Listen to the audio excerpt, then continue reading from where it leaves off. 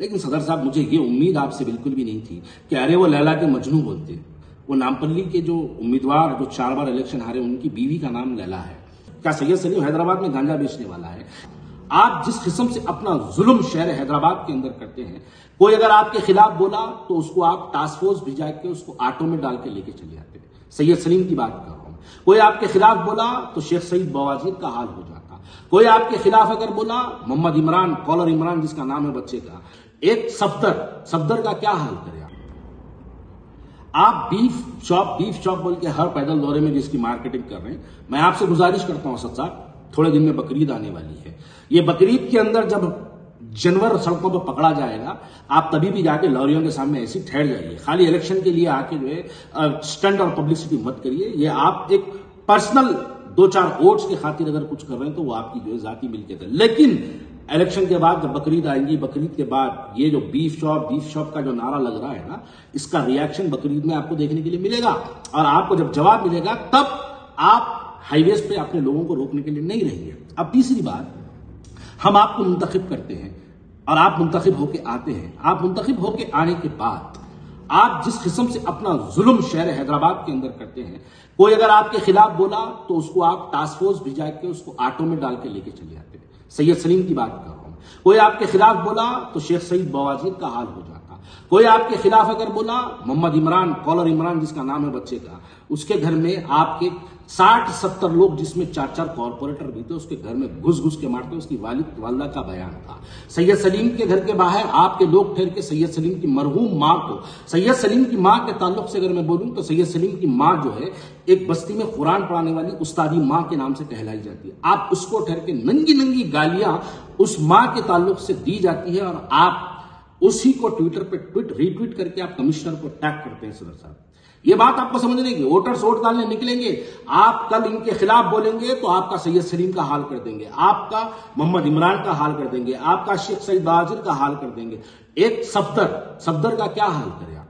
सफदर एक ऐसा लड़का है जो अपने घर से टिफिन लेके निकला था। अपनी मां का कैंसर का उस दिन उसका ऑपरेशन था। घर से टिफिन लेके निकला था, डबीपुरे के पास उसकी गाड़ी में पुलिस वाले पकड़ के उसको ले गए। 3 दिन तक चंचलगुड़ा जेल में रहा।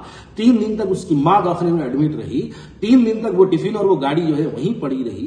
चंचलगुड़ा जेल से 4थे दिन बच्चा छूट के फिर अपनी मां के पास जाता। क्या कसूर था सफदर की मां का कि उसकी मां को इतना सताया गया? सिर्फ इसलिए कि वो खुले नाले बताता, सिर्फ इसलिए कि वो आपके खिलाफ 2-4 बयानात देता। सैयद सलीम का क्या कसूर है? क्या सैयद सलीम हैदराबाद में गांजा बेचने वाला है? क्या सैयद सलीम वक्त की जायदादें बेचने वाला है? क्या सैयद सलीम जुल्म सितम करने वाला है? सैयद सलीम आपके खिलाफ बोलने वाला है। मोहम्मद इमरान क्या है? कॉलर इमरान क्या है? आपके खिलाफ सिर्फ बोलने वाला है। आप बताइए, शेख सईद बवाजीर क्या था? आपके खिलाफ बोलने वाला। आपसे मुराद आपके लोगों के खिलाफ बोलने वाला था। अगर ऐसा किया जाएगा तो शहर हैदराबाद की आवाम को वोट डालने से पहले सोचना चाहिए कि आज आप वोट डाल रहे हैं, अगर कल आपका बेटा इनकी आइडियोलॉजी के खिलाफ है तो कल ये लोग आपके घर में घुस के मारेंगे, आपके बेटे को मारेंगे। तब आपके खिलाफ ऐसी वीडियोस बनाने वाला भी कोई नहीं रहेगा। तो इस वक्त हमको समझने की जरूरत है कि हमारा वोट हम जालिमों के लिए इस्तेमाल करते हैं। हैदराबाद की आवाम इतनी बेहस नहीं हो सकती कि हम एक ऐसे चेहरे को वोट डाल दे जो बिहार जाके मुस्लिम चेहरों को हरा के है। आप ऐसे शख्स को वोट डाल दे जो उत्तर प्रदेश जाके मुस्लिम चेहरों को हरा के है। आप ऐसे शख्स को वोट डाल दे जो उत्तर प्रदेश, बिहार, महाराष्ट्र जाके बीजेपी को जिता के है, मुस्लिम चेहरों को हरा के है। देखिए, अगर हिंदुस्तान में 2 तरफा अगर पॉलिटिक्स हो जाए, पूरे मुसलमान एक तरफ, पूरी हिंदू एक तरफ, तो हम 85 और 15 का झगड़ा नहीं कर सकते। हम पॉलिटिकली हम स्टैब्लिश नहीं हो सकते। हमको हमारे हिंदू भाइयों के साथ चलना पड़ेगा, तभी जाके हम। और भारतीय जनता पार्टी भी यही चाहती है कि हिंदुस्तान के अंदर एक 85% की लाइन खींच जाए और एक 15% की लाइन खींच जाए। और वही असद साहब यही काम कर रहे हैं कि वो भी चाहते हैं मुसलमान एक तरफ हो जाए, बीजेपी भी चाहती है कि हिंदू एक तरफ हो जाए। तो दोनों की सेम आइडियोलॉजी है। तो हैदराबाद वालों, इस वक्त जब वोट डालने का वक्त आएगा तो इन तमाम चीजों को अपने जहन में रख के अपने वोटों का इस्तेमाल करिए। ये जालिमों के खिलाफ अपने वोट का इस्तेमाल करिए। वक्त की जायदादों के लुटेरों के खिलाफ अपने वोट का इस्तेमाल करिए। ये खातिनों के खिलाफ अपने वोट का इस्तेमाल करिए। ये लोगों पे जुल्म सितम करने वालों के खिलाफ में अपने वोटों का इस्तेमाल करिए। ये लोगों के घरों में घुस के मारने वालों के खिलाफ अपने वोटों का इस्तेमाल करिए। ये चेहरे हैदराबाद के अंदर ठेला बंडी पे जो लोग काम करते हैं, 40 साल से भी उनका बाप भी वही काम कर रहा था, आज वो भी वही काम कर रहे हैं, उनके खिलाफ अपने वोटों का इस्तेमाल करिए। शहर हैदराबाद की गुर्बत ऑटो पे नजर आती है।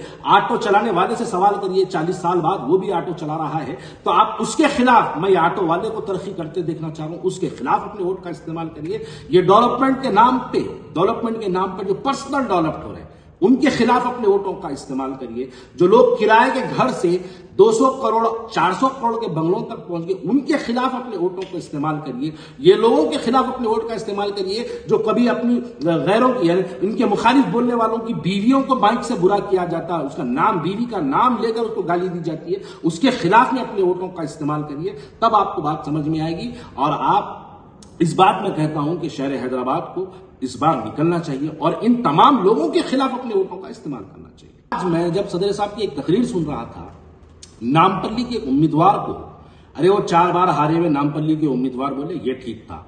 आप पर्सनल कैरेक्टर उसके ऊपर अगर कुछ उंगली उठाते तो वो भी ठीक था। आप उसको अगर नशेड़ी बोलते तो वो भी ठीक था। अगर आप उसको कुछ और नाम से पुकारते तो वो भी ठीक था। लेकिन सदर साहब, मुझे ये उम्मीद आपसे बिल्कुल भी नहीं थी कि अरे वो लैला के मजनू बोलते।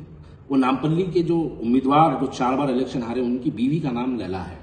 आप उनकी बीवी के नाम से जलसे में बोल रहे हैं। सदर साहब, ये बात बिल्कुल नाकाबिले बर्दाश्त है। आप इलेक्शन लड़िए, फिरोज खान को आप पर्सनली जिस तरीके से लड़ते लड़िए, इलेक्शन 4 नहीं 40 बार हराइए, आप उसको 2 बार 200 2000 से हराइए, 20,000 से हराइए, वो आपका एक पर्सनल मैटर था। लेकिन किसी की बीवी को जलसे में उसका नाम लेके आप किसी की बीवी को अगर जो है जलील और रुस्वा करें, तो मुझे आपकी वो भी तकरीर याद आ रही थी कि हिजाब के नाम पे आप जो औरतों के तहफ़्फ़ुज़ के नाम पर जो आप तकरीरें, बुलंद तकरीरें कर रहे थे, मुझे वो एक तकरीर अपने जहन में चल रही थी। और किसी की बीवी को आप जो है भरी महफिल में उसकी बीवी के नाम से पुकारना, ये मुझे तकरीर दोनों एक ही जानिब मेरे माइंड में जो है 2 स्क्रीन चल रहे थे।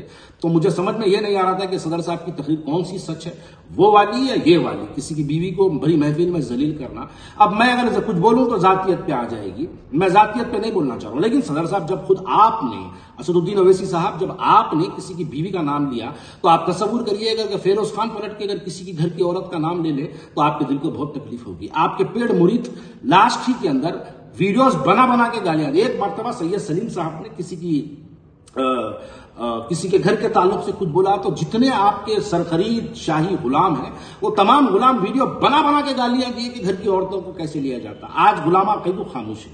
गुलामों, देखो, तुम्हारे सदर असदुद्दीन ओवैसी साहब शहर हैदराबाद की एक मुस्लिम औरत को भरी महफिल के अंदर उसको माइक से आप उसकी बीवी का नाम लेकर उसको जलील और रुस्वा कर रहे हैं। सदर साहब, आपसे ये उम्मीद नहीं थी। असदुद्दीन ओवैसी साहब, आप तकरीर कर रहे हैं, आप इस वक्त इतने जज्बात में हैं कि आपको समझ में नहीं आ रहा कि आप क्या बोल रहे हैं। आप थोड़ा सुकून में आ जाइए, आप थोड़ा ठंडा पानी पीजिए, गर्मियां बहुत है, आप थोड़ा रिलैक्स करिए। आप परेशान है, मैं जानता हूं, आपकी परेशानी का सबब भी मैं जानता हूं कि शहर हैदराबाद की आवाम आपकी आइडियोलॉजी से परेशान है, आपको घर से निकल के वोट देने के लिए तैयार नहीं है। माजी में भी आपने देखा, पार्लियामेंट के जब इलेक्शन आया तो 44% पोलिंग हुई थी खाली।